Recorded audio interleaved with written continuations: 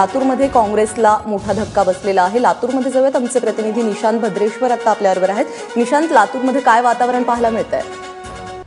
लातूरमध्ये भाजपाचं अत्यंत उत्साहाचं वातावरण आहे, कारण भाजपानं निवडणुकीच्या पूर्वीच सांगितलं होतं की 42+ आम्ही मिळवू। मात्र आता परिस्थिती अशी आहे की भाजपाला 41, काँग्रेस 28 आणि एनसीपीला 1 जागा मिळालेली आहे। जे फायनल आकडेवारी ती ही आहे आणि भाजपाला अक्षरशः भरभरून यश मिळालेलं आहे।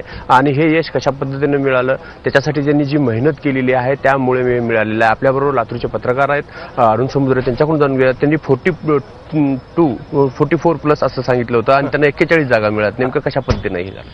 नाही, हा त्यांच्या नियोजनाचा आणि त्यांनी जी एक मेहनत केली, ज्या पद्धतीनं आक्रमक प्रचार केला आणि गल्लो काढली, ज्या पद्धतीनं संभाजीराव पाटील निलंगेकर आपण मंत्री आहोत हे विसरून एखाद्या कार्यकर्त्यासारखं फिरले, त्याचं नक्की यश त्यांना मिळालेलं आहे।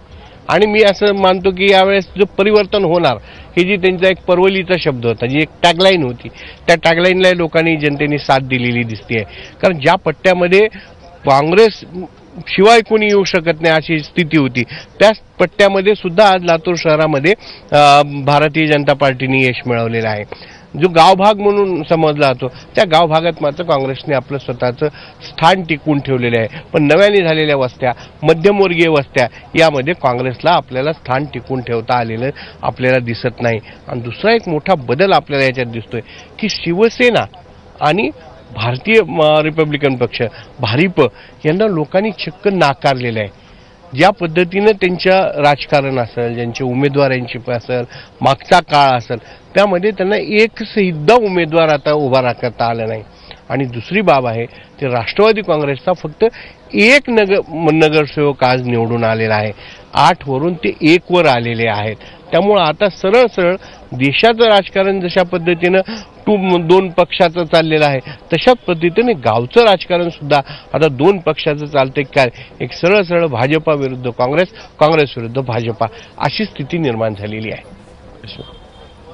एकूण गावभागामधलंही वातावरण असेल किंवा लातूरमधलंही वातावरण असेल, ते असं होतं की काँग्रेस विरुद्ध भाजपा आणि लढाई होती फक्त पाण्याची।